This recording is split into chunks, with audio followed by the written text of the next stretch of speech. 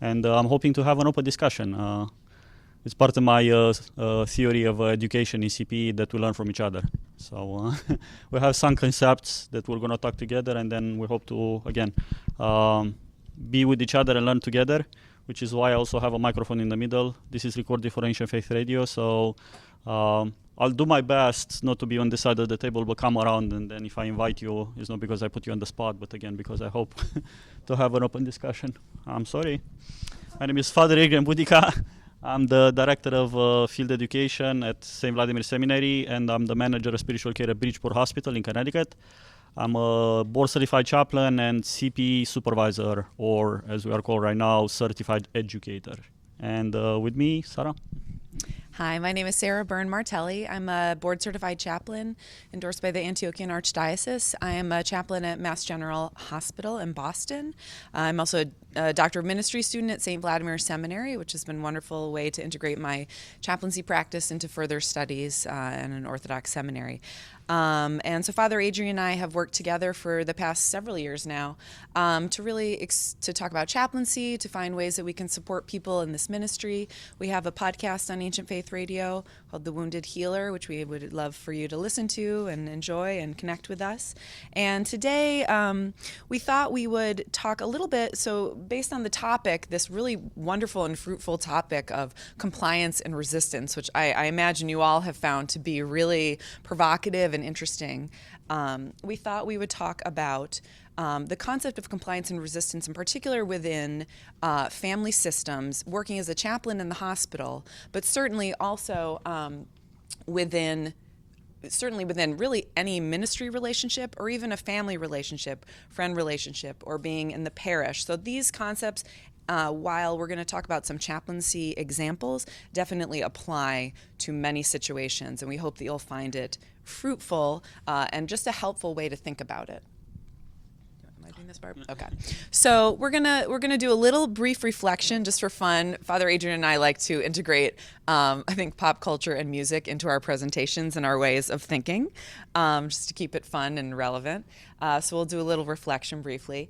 Father Adrian is really, I think, I would say, an expert on some of the family systems and group theory. So he's going to kind of give an overview of the family systems, but in particular what we're going to talk about today is triangulation. How to understand what is triangulation, how to notice it, and how to respond in a way that facilitates healing, facilitates connection, is conflict resolution, but also knowing appropriate use of self when you're in a triangulated relationship, which we are all in all the time. We're going to do a little bit of theological and psychological reflections on that.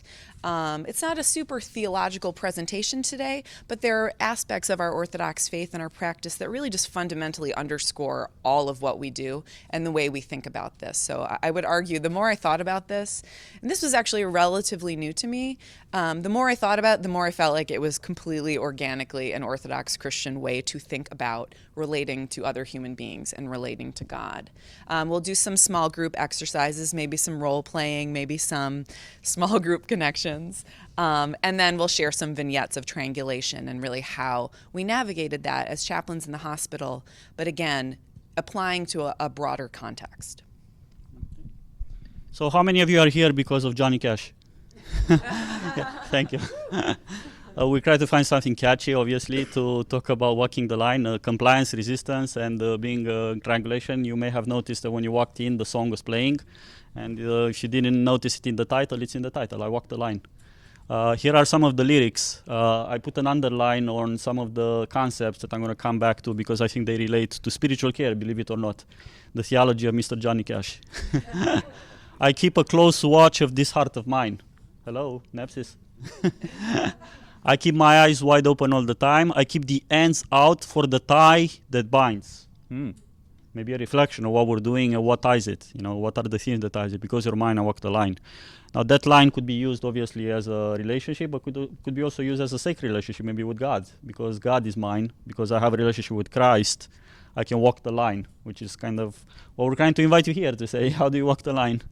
It's very, very easy to be true. I find myself alone, again, the reflection by the day, and I'll admit, this is something very difficult to do. Sometimes we do it on our own. It's much harder to do it with others, to admit that we take sides. in our hearts, when we are faced with two positions, and sometimes if they're opposite to each other, it's much easier to say, oh, no, I'm the objective presence. I'm the one that, I'll be walking in the middle. No. You and I have to admit that it's very likely that our heart, usually our feelings go into one direction. So we have to admit if we are drawn more towards one corner than the other. So we'll come back to this. And just in terms of chaplaincy certification and learning goals, so Father Adrian, being a CPE educator, she's smiling, is teaching his students of all faiths, men and women, lay and ordained, to become a person that can use non-anxious, non-judgmental presence, okay, as part of the use of self. Okay, so that's something that we're always trying to cultivate, a non-anxious presence. You'll hear us say that a lot. And that is a very important concept, especially in triangulation. We'll talk a little bit more about that. And then these 4 competencies that I listed here, in order to be a board certified chaplain, you have to do the education, the clinical training, and then you meet through essays and a committee these 31 competencies. So here are 4 of them. I don't need to go, you can see them right there. But group dynamics, being self-reflective, knowing your strengths and limitations, using your professional authority appropriately, which does play into this triangulation, because there are times when you need to kind of step back and step forward and understand why you're doing that. And finally, to facilitate group processes, family meetings, staff debriefings, where it's so multiple interlocking triangles often arise in a family meeting or in a conversation about decision making with staff and a patient, with a doctor and a nurse and a patient. And so it really is something that really underscores a lot of what we're doing. For those of you that did already clinical pastoral education, this is a level 2 outcome. So in clinical pastoral education, it talks about non-anxious, non-judgmental presence. You see the paradox? I just said that you have a judgmental presence. Deep down in your heart, you feel drawn. And if nothing else, I are invited to learn how to be a presence that keeps in check, being non-judgmental, right, when there are 2 sides. So that's the first ACPE outcome. So what is family system in a nutshell? Actually, let me scroll back and I'm going to walk amongst you. How many of you are familiar with the family system theory? Yes. What do you know about family system? Anything? I mean, there are any ideas or any? I mean, just different ways of looking at families and how they relate to each other, and kind of power dynamics and learned behaviors. Good. Thank you. I'm sorry I put you on the spot. So yes, when we say family, it starts with most of you. If you've been in a caregiving position, chances are you've done a family tree, maybe some kind of genograms. You pay attention to your relatives and maybe what it means to you, to not just who you are, but your caregiving based on your family of origin. Good. Anyone else familiar with anything from family system? Yes. It's a really handy way to chart your family relationships visually and to look at the kind of ties you have with each person in your family, and it's very revelatory in when you look at the whole thing. Good. The relationship that we have with family members impacts who we are when we care for others. Yes. I'm sorry, we have to use the microphone because of Haitian faith.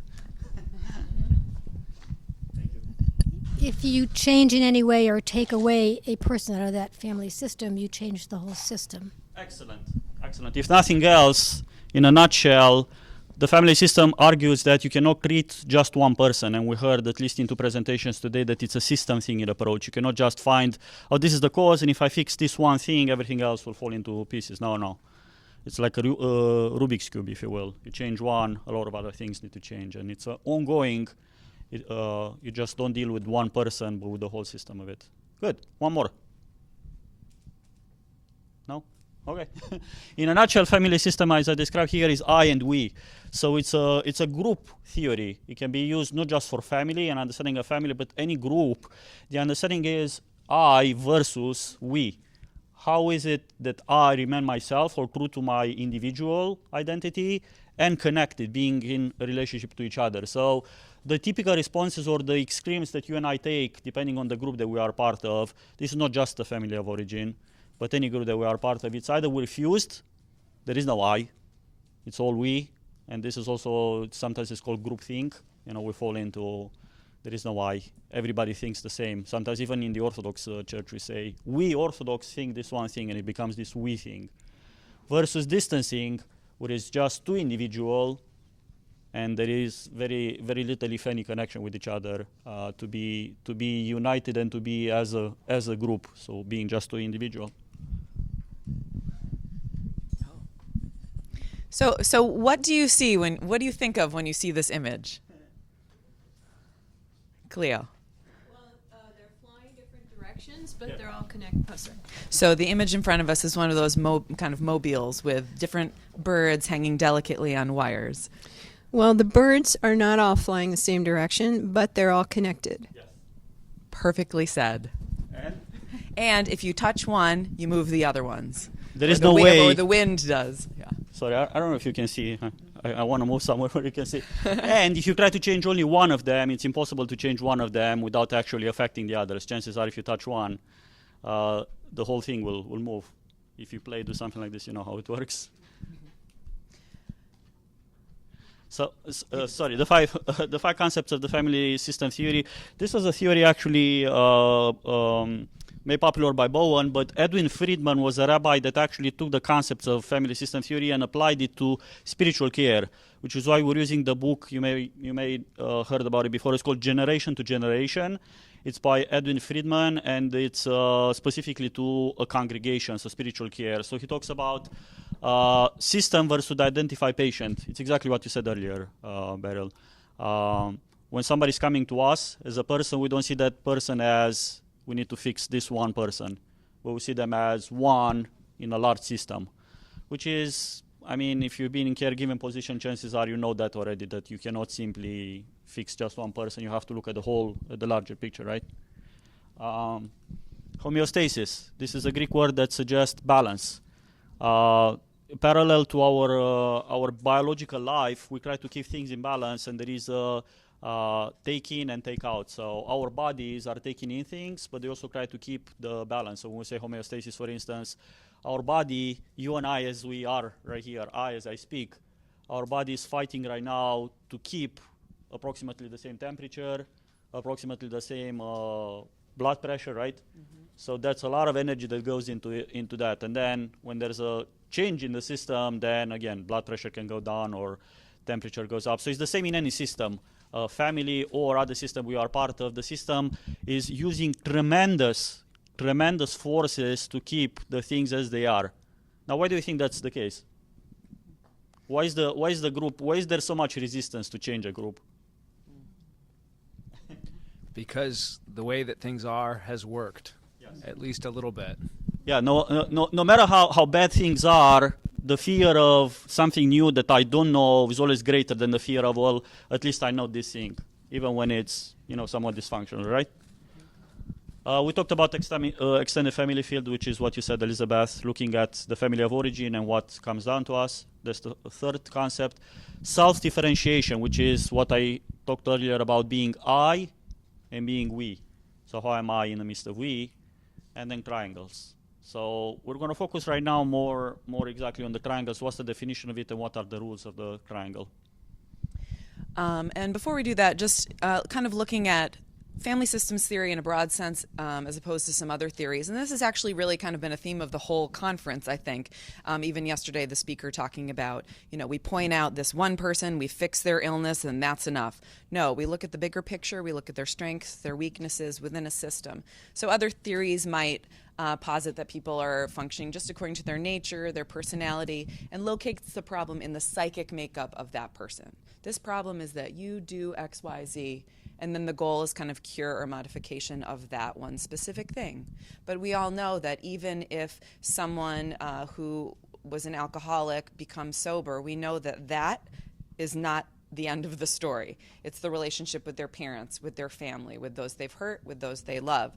So we're looking at the bigger picture. So family systems is, again, according to their position within the relationship, locates the problem within the system. The patient or client is a symptom bearer. Different people at different times bear that energy and that intensity, sometimes that anger, sometimes that tension. And so there's a lot of movement within triangles, which we'll talk more about. And the goal is really the spiritual emotional growth of the person, the self, within that system. Think about it in this way. If you have a system of pipes, if the pressure goes up in the whole system, it's usually the pipe in the corner that is going to start making a sound. And you don't go to that pipe and you say, what's wrong with you? Why are you making the sound, right? You go and you try to find what happened that the pressure went up in the whole system. Chances are that pipe started making sounds just because it was in the corner. It was in a specific place. So in a similar way, when there's a system, again, think about it as a family, but any group, you don't try to go to the person and say, what's wrong with you that you're making the sound? You're having this behavior, you're creating problems. But rather to look, what happened in the system maybe that made the pressure go up, and this person starting acting out is one way of saying it. Good. And so just a basic definition of triangles. So they're formed by any three issues or persons. So it can be three people. Some, super obvious examples: mother, father, and child. Okay, husband, wife, and mother-in-law. Classic. Classic. Patient, chaplain, and doctor. That's an interesting one that a lot of us deal with. Sister and brother, and addiction. So there's an example of an issue being the third part of the triangle. Or the priest, your parishioner, and their salvation. That can be triangulated. And we'll talk a little bit more about that. I think, so to quote Friedman, when any two parts of a system become uncomfortable with each other, they will triangle in or focus upon a third person or issue as a way of stabilizing their own relationship with one another. A great example would be, I go to visit a patient and they have had historically a complex and messed up relationship with God. I, being the chaplain, maybe represent the pastor, the chaplain, their priest from their earlier life, and suddenly the person's relationship with God, which has developed tension and confusion and uncertainty, the person wants me to navigate that, and they direct their energy and interest and triangulate that towards me. And so how do I navigate my relationship with the patient? How does the patient navigate their relationship with God, and maybe even my own relationship with God? So one of the things that's very interesting, I think, is triangles are not something that we can avoid. Mm-hmm. They're not something like inherently bad. They're just part of life. And so it's a very important part of understanding humanity to navigate those tensions and those connections and those breakdowns. It's a way that we can do our ministry more effectively. Good. Yeah. Yes. Can I ask a clarification question? Yeah. So I have a clarification question. So is this also the case when you're speaking triangulation negatively? So in other words, when we scapegoat particular peoples to feel closer to either the other or to justify our own selves. Okay, so this I understand correctly. Definitely. Yeah. I cannot deal a problem with Sara, so I'm bringing you in and say, hey, how about that, Sara? You're on my side, That means instead of dealing directly, I try to bring you in, and you're on my side, and sometimes on a larger group is even more so. It's kind of like, let's put it all on as if not the system has a problem, but this one person has a problem, so let's bring people on. A scapegoat. Yeah, that's one of the concepts of scapegoating or identify patient. It's called in family system. Is exactly what you're describing. Yeah. It is. It's very, actually, yes. Scapegoating is a part of many of the group systems. Yeah.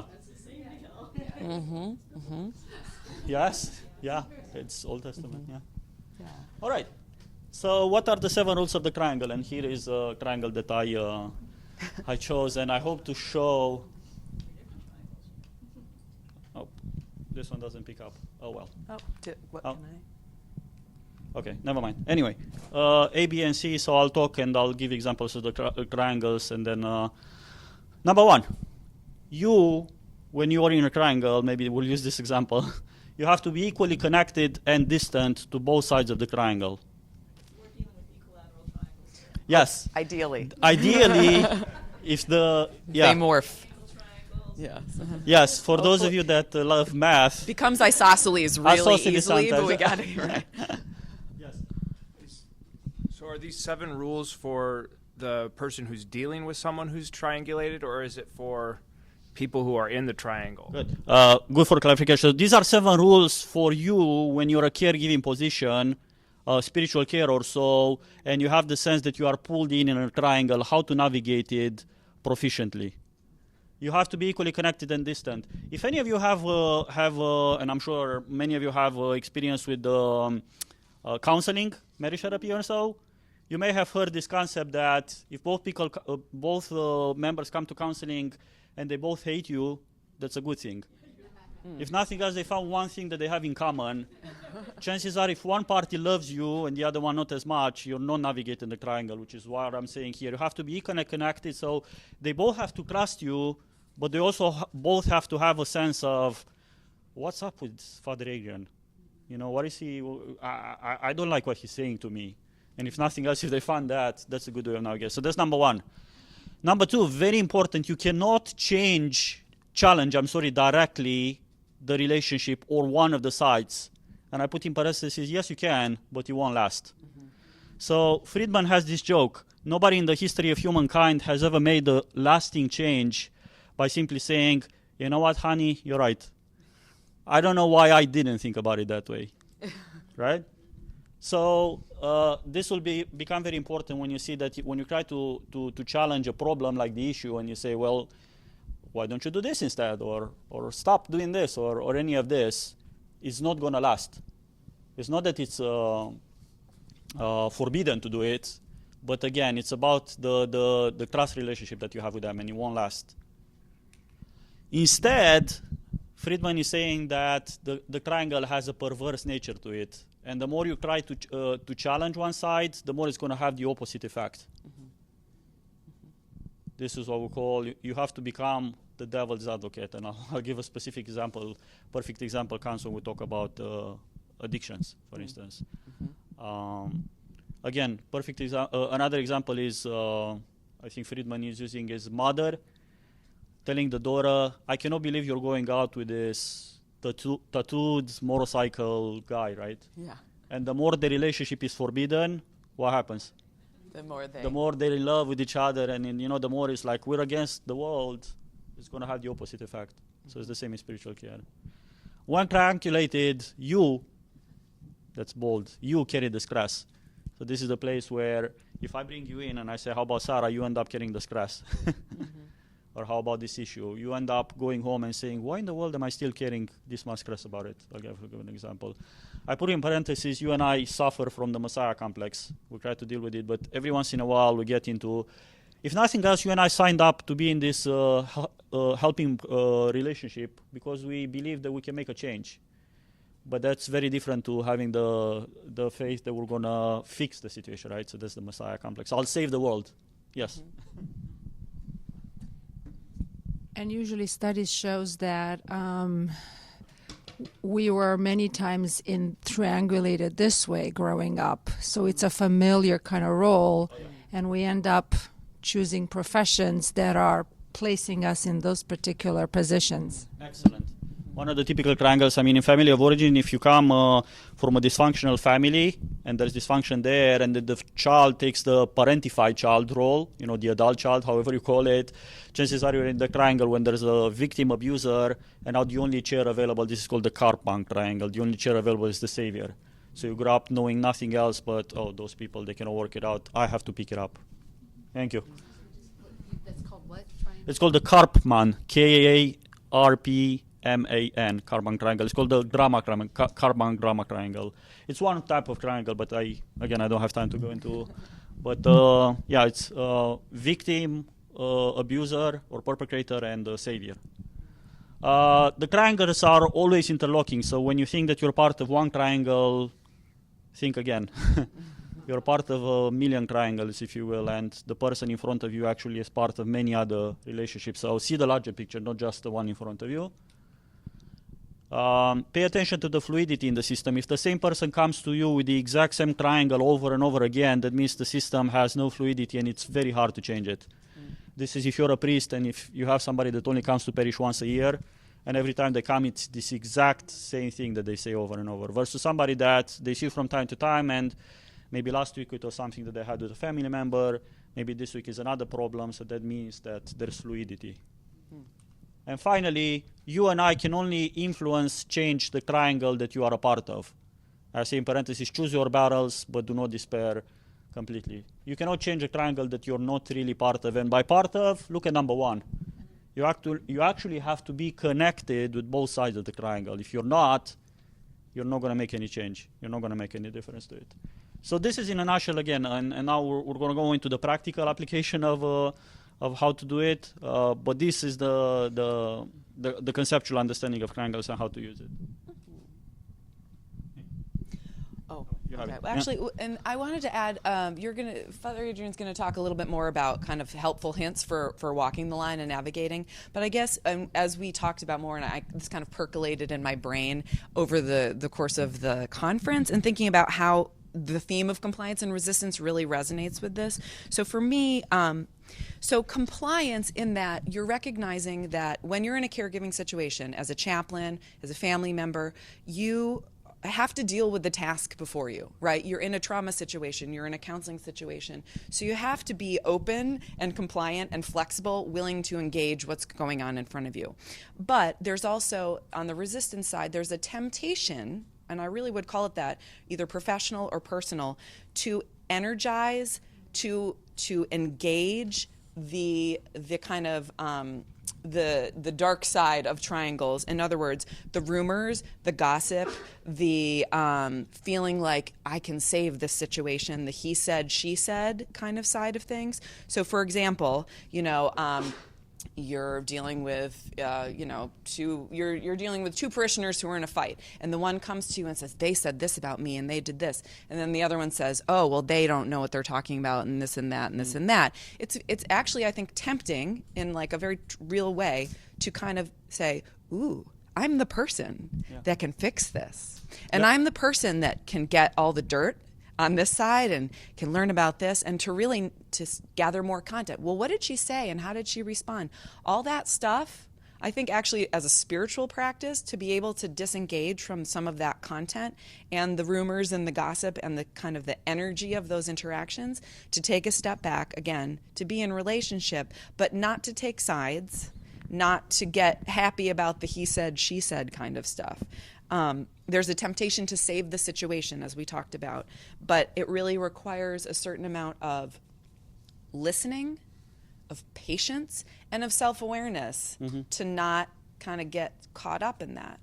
And also, and I think maybe I'll talk about this a little bit more, but just kind of a sense of calm curiosity about what's going on, right? And like, Jesus, when he goes to the blind man, he doesn't just launch into this, oh, let me just heal you. He says, what do you want me to do for you? But that practicing that curiosity and kind of a calm, quiet curiosity and interest is a way to stay in that triangle, but to navigate it in a way that's actually going to work out for the better instead of just like a quick fix in the moment. Thank you. So here are some helpful hints for walking the line, if you will, for a caregiving position. You walk the line. Reflection and your feelings. Maintain a relationship with both sides. You and I are not there to be the judge. Thank God there is a judge and savior, and it don't have to be me. So again, if you're in a gossip type of thing, you're not there for fact finding and or the detective that's going to get to the bottom of who did what and who said what, and it's like, haha, it was you. That's not what we're here to do, especially in spiritual care position. Maintain relationship with both sides. You can only affect, I said this before, change a relationship to which you belong. So again, somebody coming to you and talking about a person that's not there, you can only talk to the issue that they're dealing with. For example, Sara's coming to me and she's talking to me, she's saying, oh, my friend who's not in the room is doing this, this, and this. If I go into, well, what does your friend feel like, or any of that, the friend is not in the room. I cannot change the relationship. But Sara is here, and the issue is here. So I can only address, tell me about the issue and what it does to you. You see? So you can only chaplain in the hospital. I say you can only chaplain the person that's in the room in front of you. Choose your battles. Resist the temptation for the Messiah complex, as I said earlier, to be the savior. We'll have it. Avoid taking responsibility for other relationship. And also do not despair completely and do not disappear, which is the other extreme. Sometimes we're tempted. Sorry. Okay, I'm not involved. You guys deal with this. Well, maybe there is a way that you can remain part of it in a healthy way. Yeah, which is why, as you can see, the line is very, very thin. It's very easy to fall into kind of like, well, I don't have time for this, and you do it, and when you're done, come to me. That's one extreme. Or Yeah, I'm curious about the image and what you both think of the image and kind of why the heart and why the bag and what's in the bag. And It's It's a brain. Oh, it's a brain. Okay. It's a brain that looks like a bag. What's in the bag? What's in the suitcase? Baggage. Baggage, yeah, you bring baggage. So does it make sense with the heart and the... Okay. Cleo had a... Yeah. As you talk about this, I'm also reminded of Buckminster Fuller, because he says that a triangle is the most stable building component. Oh, yeah. So you're also like coming up against that stability. And Yes, yes. You need a third one. You cannot have a chair with two legs. You need at least three to sit on it. All right. Helpful things for walking in light continued. Given the paradoxical, perverse nature of crime, remember what can help. And I gave 3 examples. Be playful. Use playfulness. Play the devil's advocate. And being a non-anxious and non-judgmental present. Not literally the devil's advocate. Well, so to speak. Here's the example. There is a way for you in spiritual care. Chances are if you walked, in a hospital, they try to train you to agree with the patient's feelings without agreeing with the content. First of all, you have to differentiate between what is the content of the conversation, what are the dynamics or the feelings of it. So there is a way of, in system-centered theory, it's called being in the boat with somebody. This is Ivona Gazarian who said, I'm in the same boat with you, even though I don't agree. Just because we don't agree, it doesn't mean, again, I hate you or I'm... So this is the place, and you'll see it again when we talk a little later. There is a way of me joining somebody's emotion and recognizing that emotion in myself, even though I don't encourage the behavior itself. That's what I'm talking about. It sounds from the outside, oh my God, Father Adrian is encouraging this person to drink more, or, Father Adrian is taking sides against the nurses, or any of that. No, I'm agreeing with their feeling, not to the content of it. And things I learned from Mr. Johnny Cash. Watch your heart. Admit your biases. I'll admit that I'm a fool for you, remember? So admit your biases, because otherwise you cannot work with them unless you admit them. And reflect when alone with others, not with family members. But use your confession. Use confession with peers, if you have a peer group and therapy, to reflect on what your biases are, because they're going to be a part of what you do. So we can look at these kind of typical triangles in spiritual care, but again, in a broader context, I'm sure you can recognize them in your life. If you haven't already, maybe there's an aha moment where you're like, oh, my husband and my mother-in-law this whole time. That's what this is. And, again, like as per usual, the more I think about this, the more I feel like, again, it's a concept that is so familiar to us as Orthodox Christians. Why do we ask, a random 10-year-old boy for forgiveness at Forgiveness Vespers? Or why do we ask an old grandmother, who's the most wonderful, amazing person on earth? Why does she have to ask us for forgiveness? Because we are connected. We believe that a sin, spoken or unspoken, a knowledge or an ignorance, these things affect our relationships with that person. They reflect on our relationship with God, and they affect the community. So really that holistic way of looking at relationships. So if I offend you, I offend God and I offend others.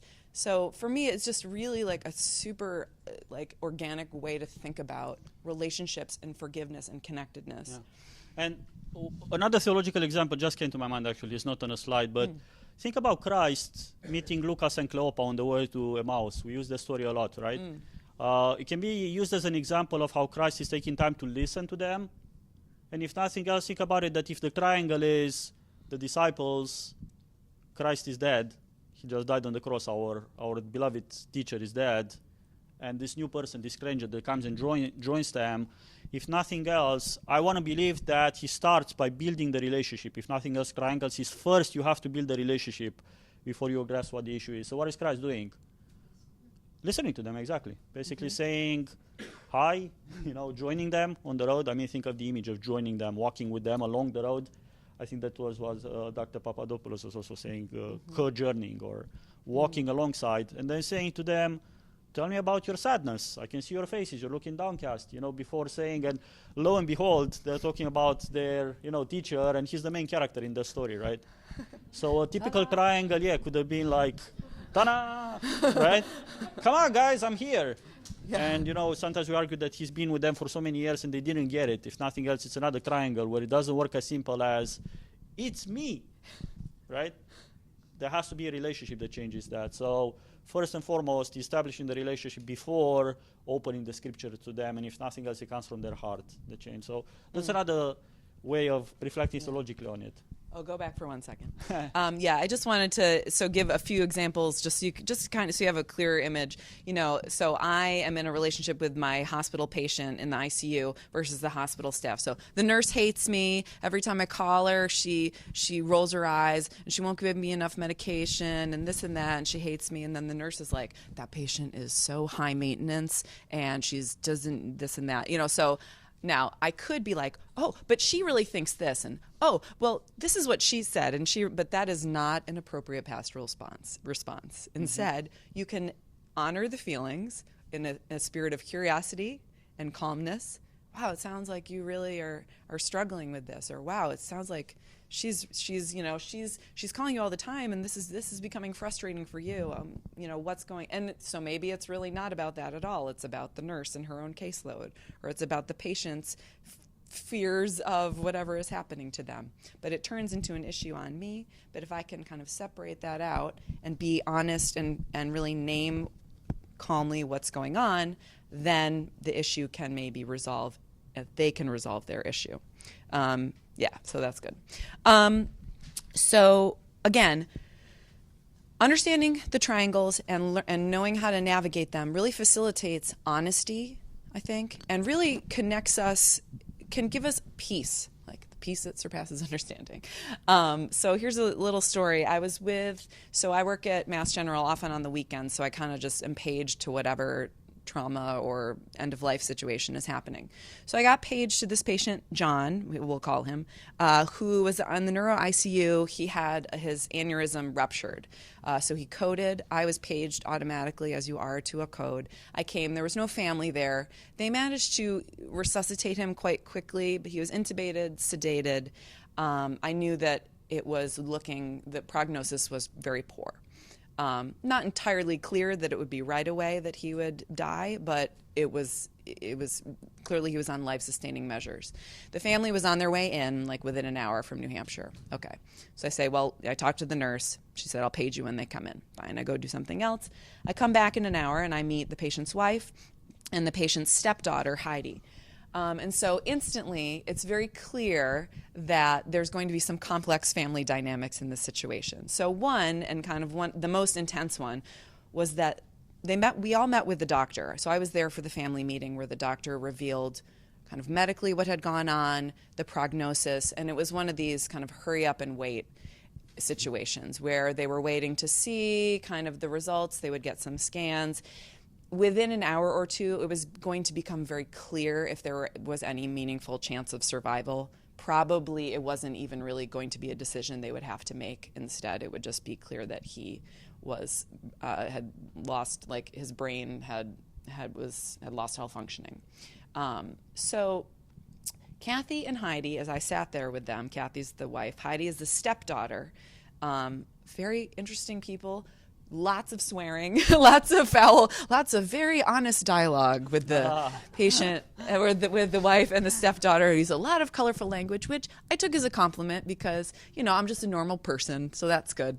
And they didn't feel like they had to be, they didn't have to gloss over any of their feelings. This is you getting in the boat and agreeing with the feeling, not with the behavior of it. Exactly. So it's saying like exactly. I can appreciate the honest, the authentic dialogue with each other. Where I don't appreciate the words, I can understand at least they're truthful. So you see, that's an example of understanding one and saying, and that doesn't mean that I necessarily. Doesn't mean I jumped in with the same language. Yeah. It just means that I didn't act super offended either. Yeah. But and I recognized where they were. They were in this very difficult situation. So what was interesting is, Kathy was in this place where she was like, I knew this was happening. I had a dream he was going to die. He came to me in his dream, and this is just it. And I knew it, and I knew he was dying, and this is where we are. And I'm just ready. He wouldn't want to live like this, and I'm just ready to let him go. And the stepdaughter was just like, Mom, stop it. You don't know what you're talking about. Stop saying that. It's too soon. Don't do that. What are you talking about? No, he's a tough guy. He's a strong guy. That he spent his whole life fighting for this and fighting through these things. And no. And so she's trying to convince me, like, she doesn't know what she's talking about. She's just really tired, and like, we can't think about this. And then Kathy's going, you're a chaplain, right? I have these dreams, and this is like, she was actually Wiccan, okay, as it turns out. Oh, wow. Yeah, I live in Boston, so like North Shore, Salem, there's lots of Wiccan. Just welcome to my everyday life. But for her, you know, and of course it doesn't matter. I'm not going to like talk about her beliefs as being Wiccan or my beliefs even unless she asks. But the point is, we could actually connect on the concept of dreams. And for her really, like, her strong intuition was like, I know him, he's dying, it's time. Whereas Heidi was just like, stop saying that, stop doing that, you're freaking me out, you're freaking everyone out. So the key is, how do I navigate that in a way that honors what what Kathy is experiencing, the wife. I made up these names. I'm like, who are these names? And then Heidi, also to navigate clearly, I mean, what feelings is Kathy experiencing, the wife? What feelings and what things is she really, what are her real issues there? What's the wife really thinking about? Losing her husband? Well, grief, losing her husband, perhaps communicating somehow with him, you know, in time. Mm-hmm. Dave? Yeah. Elizabeth? I mean, clearly, though, she's like a very spiritual person and looking for external meaning and ways to find peace in the midst of grief and loss, and looking for kind of affirmation through her faith. Yeah. I'm not trying to be the devil's advocate. Go for it. But I always am. Many times when our loved ones are nearing their passing, or even prior to a car accident, the spiritual realm, dreams are so common, and they're even common in the person who suffers.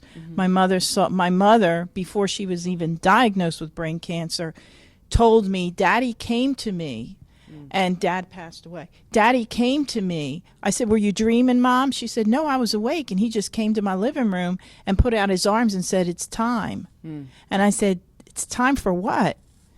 And then she got diagnosed with brain cancer.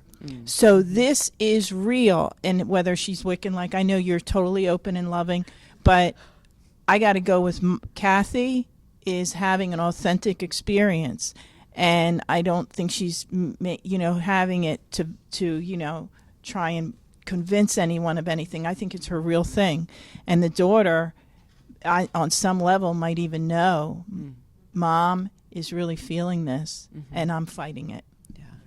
And I think Heidi obviously is trying to protect her mom. Of course, that's actually a loving thing. Yes. So yeah, even though looks like she's shutting her down and shushing her, she's actually trying to protect her. Okay, and so what you can navigate again is, you don't want to say, "Oh, yeah, right." No, it's fine. Don't talk about that. Instead, this must be really hard for you to see your mom feeling this way. And, you know, wow. And Heidi's really, what do you hear Heidi saying to you right now? Did you want to say something about that? Yeah, no, I wanted to say, you mentioned earlier the scapegoating, which also suggests that when in this system, and when the tension, when the pressure is very high, I'm not simply carrying my own emotions, but I might be carrying the emotions of the whole group. If nothing else, I might be the identified patient. And in this case, it happens often in the hospital, where I'm afraid and my loved one is afraid, but God forbid that we say anything to each other. I'm afraid on your behalf. And of course, if they say afraid, they was like, no, you shouldn't be afraid. But I'm actually carrying the whole system, you know, with it. I've had so many times when there's a dying patient and a family member, and the patient says, I'm doing the treatment because my family members can't handle it if I die. And then the daughter says, she's in denial. She's dying, but I mean, I don't think she even realizes she's dying. And you're like, whoa, let's have a meeting. Let's talk together, because, you know, that you realize this information is completely, and the way they're interacting with each other is just like, oh, you're doing great. Oh, I'm feeling great. The treatment's working. And so again, like, to navigate a triangle, it facilitates honesty and facilitates real connection, where you can actually address what's happening, which is, in this case, the patient was dying and everyone was sad and love each other. So how about we do an exercise? Yes. I have to say one more thing about this, one final bit. As I was able to navigate this relationship with Heidi and Kathy, finally I got to talking with Heidi about her relationship with John. And I just did some kind of gentle conversation about him and about the person, their relationships. And I said, how has it been for you the past couple weeks, past couple months? She said she had been estranged from him, actually, for several months. But like 3 days before this time of this meeting, at the end of their visit, he had looked at her and he said, I love you. Mm-hmm. Now, for many people, this is just a normal thing. For her, she said, he has never said I love you to me. Uh-huh. She said, and that's when I knew he was going to die. Yeah. And she said this in front of her mother, who hadn't heard this story yet. And so the mother was like, oh, okay, she knew too. John knew. Heidi knows. We all know. And that it was truly like one of these moments where it was like, that's what we're here. And that's what we're dealing with. So it was very powerful, and I was just really thankful that they were able to share that with each other so that they could be present for him in his last hours of life. Okay, let's do an exercise. How many triangles? No, just kidding. This is to remind you the triangles are interlocking. So I would like to have a volunteer. No. No. Be a real volunteer. To be in a dialogue. to play a triangle.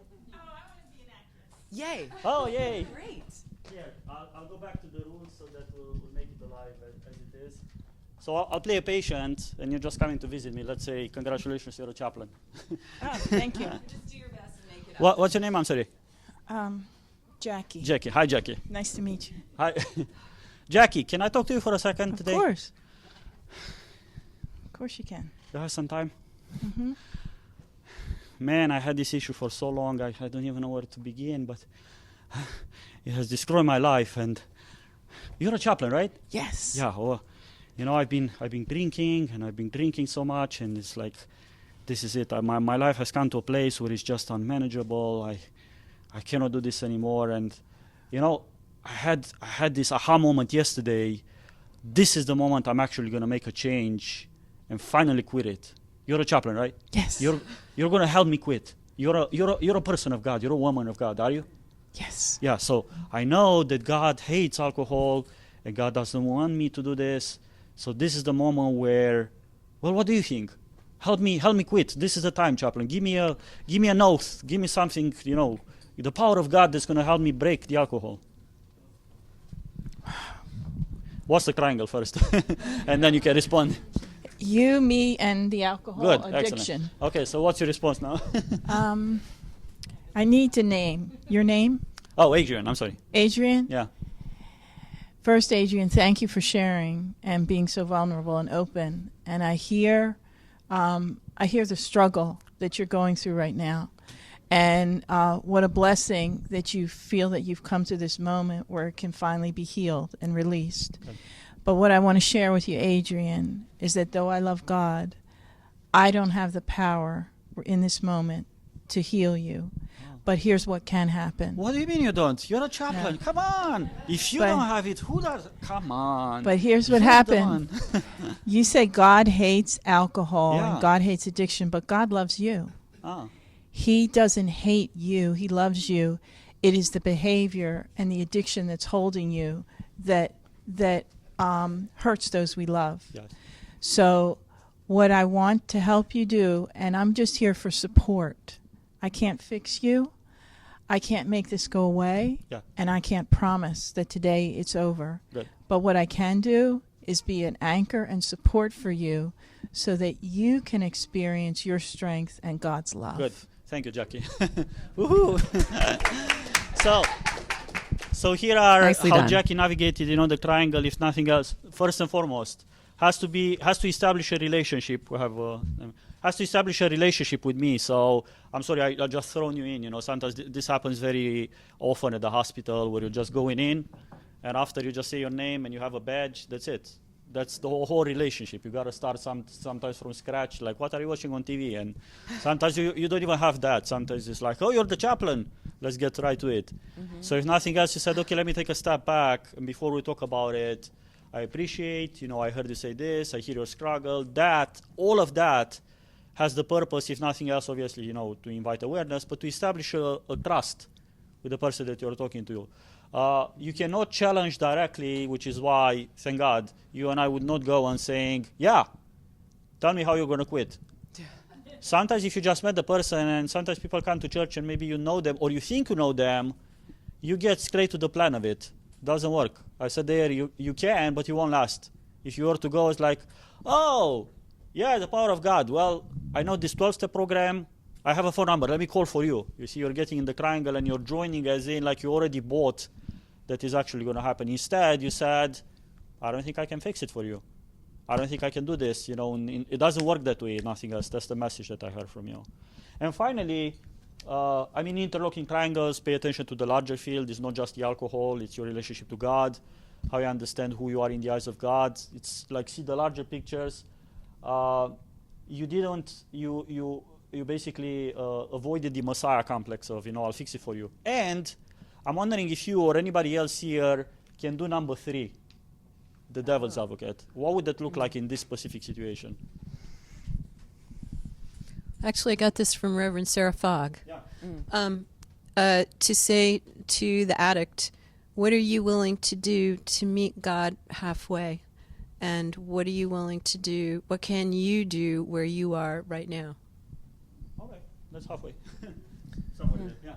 What if God loves you unconditionally even when you're drinking? Did you hear that? Yeah, say it again. What if? God loves you unconditionally even when you're drinking. It's and again, because you cannot impose directly, you cannot assume that the person believes it. You say, what if? I'm wondering, what if you thought that God loves you even with you? This is fighting against, what's the bias there? The bias is the one when they destroy their life, they're a horrible person, or and we're sending a message, no. What if God loves you? Good. That's in the right direction. Michael. Say it. You could say it. You can say it, yeah. Yeah. How about going to the moment of where you talked about the motivation and asking him to kind of dig into the motivation, because that's kind of inside. That's his devil advocate to the addiction. So what would you say? What would be the line? I would say, let's go back to that moment of when you had a motivation to change. What did you feel? What happened? Oh, okay. I thought you were going somewhere else with it. Yeah. But let's go back to the motivation for you to drink. Mm-hmm. So What more do you like directly, about when I'm a drinking? chaplain, you might hear me say, on the side of an alcoholic, say, tell me about alcohol. What do you like about it? That's me playing the devil's advocate. And from the outside, as I said earlier, people might think, wait a second, is Father Adrian telling him, like when he's done today, he's just going to run to the next bar and get drunk again?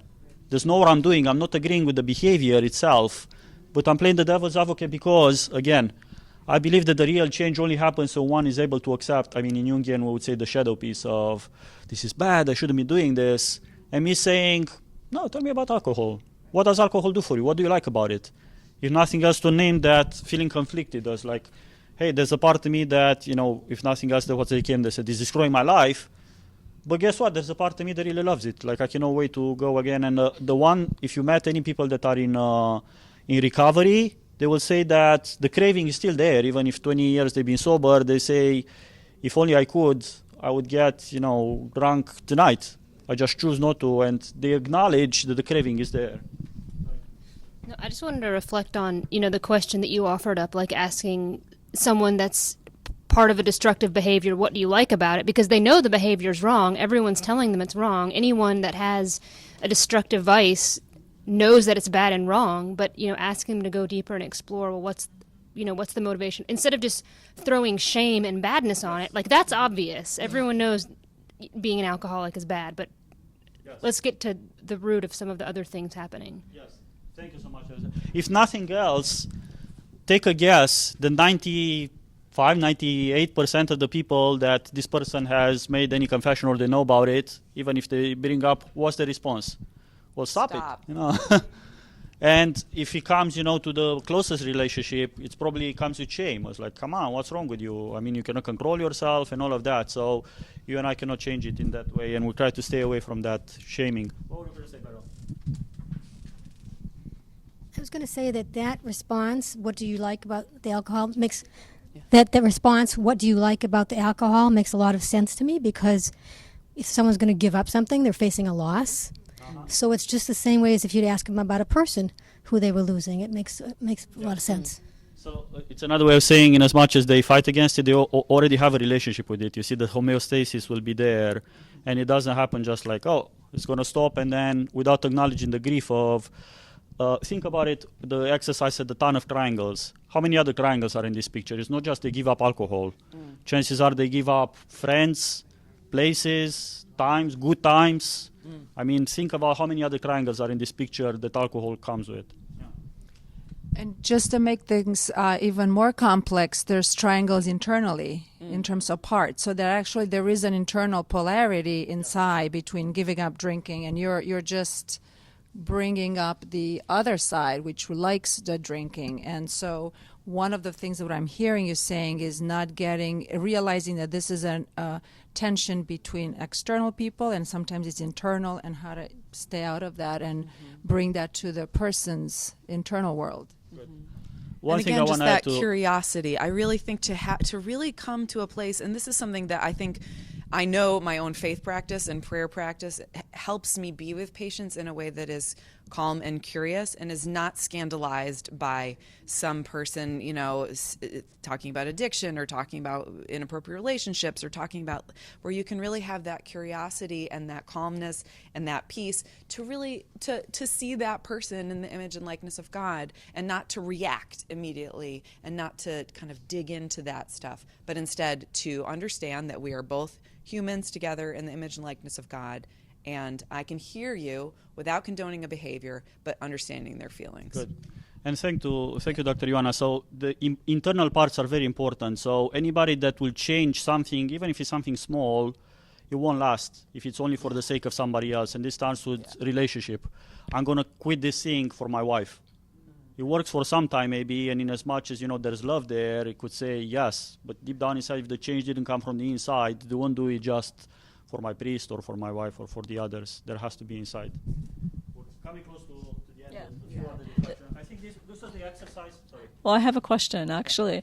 Can this model be extrapolated to the other triangle, the person who cares about that person, and but who's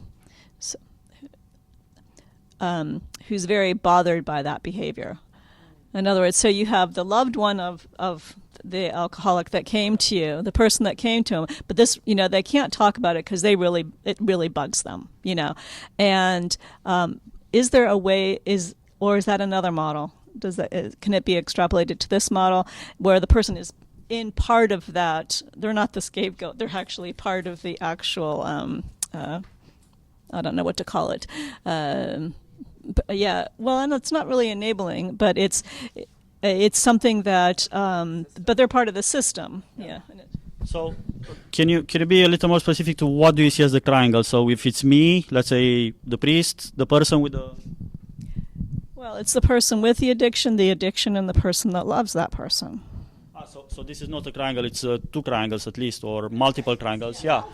Yeah. So. What can you learn, or what can that person who loves that other person learn from this triangle that could possibly be used in their triangle? Interlocking triangles. Yeah. Please do. Sure. Yeah, we have like 5 minutes left. I actually had a client that produced a reaction in me. He was saying, "Oh, my parents do this, my mom does this," and she and I found a reaction in me against the family. Like, being really protective of my client and saying, yeah, they're doing this against you. And then had this awareness and say, I have a part of me that's really on your side right now and against your parents. I wonder, is there a part of you that is actually taking your family side? Yes. And that person said, oh, yeah. And then is it a part of you? So I brought the triangle. I was countertransference, right, between me, the family, imaginary, and this client, and I just brought it up. So my position, she had a part that was identifying with me, and a part that was identifying with the family. So all of a sudden, we were able to talk about her tension inside and all of a sudden was not external anymore, but she was able to identify that. But I was really honest and say, I had this reaction. And with internal family system, you can do that. I have a part of me doing that. Do you have one like this? And do you have one like your family? So Own your parts. I own my reaction. Yeah, to own the beautiful. Yeah. For me as a chaplain, one of the things that I'm constantly battling is the fact that I'm not going to see this patient more than once, maybe twice, for the most part. And so, on what level do we get into things? Because you can't get in too deeply and then say, all right, you have a good life now. Thank you. If nothing else, choose your battles and know your limitations. So it all starts, I think you heard it at least in two other presentations, it all starts with the relationship that you have. And the relationship is just on the surface or just for a short time, then you know that you can only go as far. Again, homeostasis, this triangle would suggest that you go against tremendous forces. And if you only get to see this person once in a blue moon, like Christmas and Pascha, they come to church and nothing else, how much can you actually influence, and even hope that there is any change, even if they do say, I want to make a change. Yeah. And I think part of it is like triaging spiritual issues, and I think and understanding, like you said, trying to develop a relationship of trust. So to be seen as quickly as possible as someone that is kind, compassionate, neutral, and trustworthy. Yeah. So not diving into the he said, she said stuff, but instead just being present. Also, like for example, with Kathy and Heidi, what is the number one issue that we need to deal with right now? Yes. There's 27 issues that are actually there, but what's the one that we need to address right now? And for this, right in this moment, the issue is, are we going to talk about the fact that this patient is about to die? That's really the issue. There's and all those emotions of fear and love and connection and uncertainty. That's really the issue. It's not that she's a crazy dreamer or, she's in denial and she won't let her mom talk. Those things are all happening. But what's the issue that we need to kind of keep? So that for me was okay, what is my sort of quick spiritual assessment and what interventions am I going to do to address this issue, which is that in this moment, this patient is going to have died in 2 hours from now. So how can I help them be here and not be fighting about all these kind of side issues, but instead to really just notice what's really happening and be supportive to them so they can cry and love each other and be together. All right. Thank you again for being here today. Yeah. We appreciate the reflection and the thoughts. Again, I feel nurtured myself because I learned with you. Mm-hmm. And our podcast is on Ancient Faith Radio. It's called The Wounded Healer, and that's our email. If you'd like to stay in touch, we'd love to be in touch with you. If you like the slides of this, I think they're also going to be on Ancient Faith Radio. Yeah. God bless. Thank you so much.